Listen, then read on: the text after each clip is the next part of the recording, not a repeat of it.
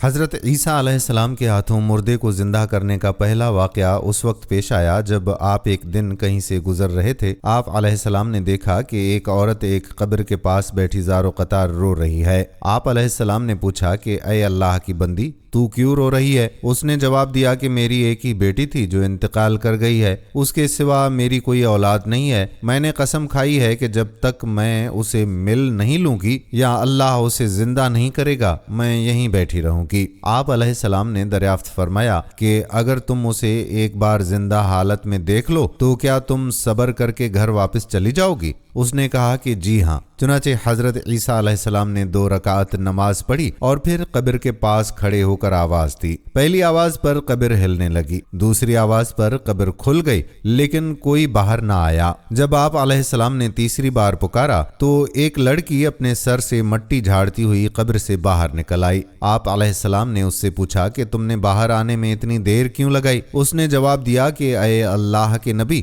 جب آپ نے پہلی بار پکارا تو اللہ نے ایک فرشتہ بھیجا جس نے میرے بکھرے ہوئے اعضا جوڑ دیے، دوسری پکار پر میرے جسم میں روح ڈالی گئی، اور جب تیسری آواز آئی تو میں سمجھی کہ شاید قیامت آ گئی ہے اور یہ سور اسرافیل کی آواز ہے۔ اس ڈر کی وجہ سے میرے سر کے بال، بھویں اور پلکیں تک سفید ہو گئیں۔ اس کے بعد وہ لڑکی اپنی ماں کی طرف مڑی اور کہا کہ امی جان، آپ نے مجھے دوبارہ موت کی تکلیف سہنے پر کیوں مجبور کیا؟ خدا کے لیے صبر کیجیے اور ثواب کی نیت رکھیے، مجھے اب اس دنیا کی کوئی ضرورت نہیں۔ پھر اس نے حضرت عیسیٰ علیہ السلام سے التجا کی کہ اے روح اللہ، اپنے رب سے دعا کریں کہ وہ مجھے دوبارہ موت دے دے اور اس بار میرے لیے موت کی سختی آسان کر دے۔ آپ علیہ السلام نے دعا فرمائی، وہ لڑکی دوبارہ انتقال کر گئی اور آپ نے اس کی قبر دوبارہ بنا دی۔ دوستو، یہ واقعہ ہمیں سکھاتا ہے کہ موت برحق ہے اور اللہ ہر چیز پر قادر ہے۔ صبر اور اللہ کی رضا میں راضی رہنا ہی مومن کا اصل زیور ہے۔ دنیا کی زندگی عارضی ہے